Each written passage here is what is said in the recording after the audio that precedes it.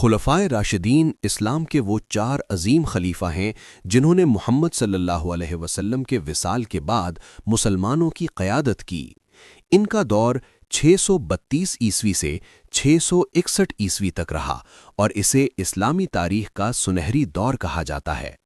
ان خلفاء نے قرآن اور سنت کے مطابق حکومت کی اور انصاف، سادگی اور دیانتداری کی بہترین مثال قائم کی۔ 1. ابو بکر رضی اللہ تعالی عنہ۔ دور خلافت 632 عیسوی سے 634 عیسوی۔ حضرت ابو بکر صدیق رضی اللہ تعالی عنہ اسلام کے پہلے خلیفہ تھے۔ وہ محمد صلی اللہ علیہ وسلم کے سب سے قریبی دوست اور وفادار ساتھی تھے۔ جب نبی کریم صلی اللہ علیہ وسلم کا وصال ہوا تو مسلمانوں پر بہت بڑا صدمہ تھا، لیکن حضرت ابو بکر رضی اللہ تعالی عنہ نے امت کو حوصلہ دیا اور اسلام کو مضبوطی سے قائم رکھا۔ ان کے دور میں کچھ قبائل نے اسلام چھوڑ دیا تھا، اس لیے انہوں نے جنگ ارتداد لڑی تاکہ اسلام کو محفوظ رکھا جا سکے۔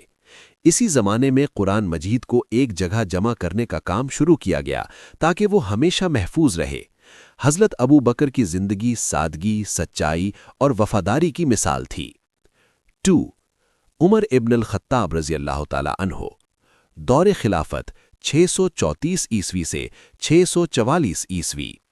حضرت عمر فاروق رضی اللہ تعالی عنہ اسلام کے دوسرے خلیفہ تھے اور اپنی عدل و انصاف کی وجہ سے بہت مشہور تھے۔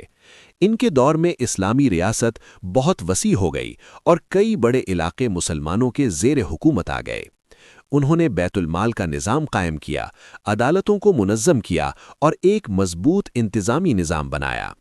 حضرت عمر رضی اللہ تعالی عنہ رات کو بھیس بدل کر شہر میں گھومتے تھے تاکہ عوام کے حالات جان سکیں اور اگر کوئی مشکل میں ہو تو اس کی مدد کر سکیں۔ ان کی حکمرانی دنیا کی بہترین